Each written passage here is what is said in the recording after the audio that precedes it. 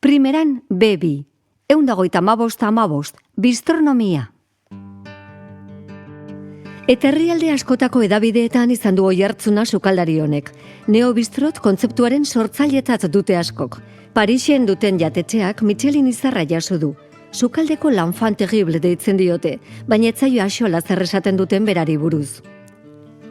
Platertxo tradizionalak eskaintzen dituzue, txorizoa sagardotan egina, kroketak, txerrikiak, hori bai, modu original batean aurkeztuta.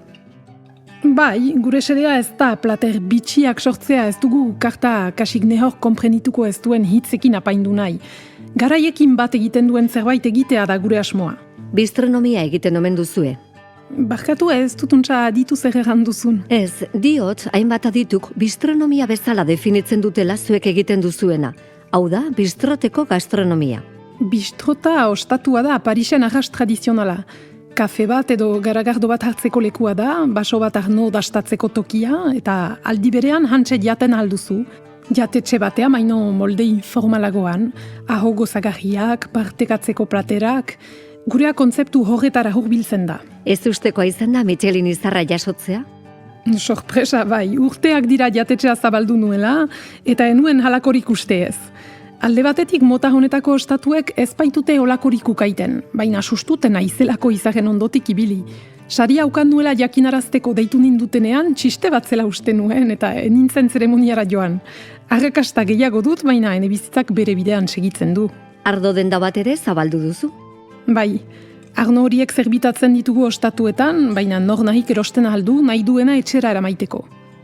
Betidanik arnoaren munduak interesatu ninduen. Eta batez ere naturalak direnek. Lugaren errespetua. Lugari kendu ordez hark zer ematen duen aztertzea. Ematen duena biltzea, luga zaintzea, egiten duzun horretan sinetxi eta egiten duzunetik bizi. Horrela laburbiltzen da ene printzipioa. Eta gisa horretako zerbait egiten dut sukaldean erabiltzen ditudan produktuekin ere. Nondik lortzen dituzu sukaldean erabiltzen dituzun gaiak? Sukaldeko lehen gaiak ni haurek hautatzen ditut. Nik dakit hobekien zer nahi dudan. Hornitzaileak igortzen duten zerrenda luze bat eskuratzen dut egunero eta hura dut oinahi, baina sasoikoarekin lan egiten entxeatzen naiz. Biologikoak diren produktuak zentzuzko laborantza sustengatzen dutenak. Gure ezaugarriak dira, baina xehetasun horiek guztiak gogoan izanik, harritzekoa bada zoin eskaintza zabal eta aberatsa dugun ikustean.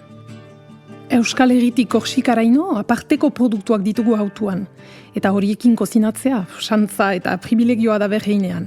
Euskal Herrira lanera etortzeko asmorik baduzu? Ez dakigu, geroak zer ekarriko duen. Momentu honetan badut askilan Pariseko bi ostatuekin, baina biziki gustokoa nuke bai.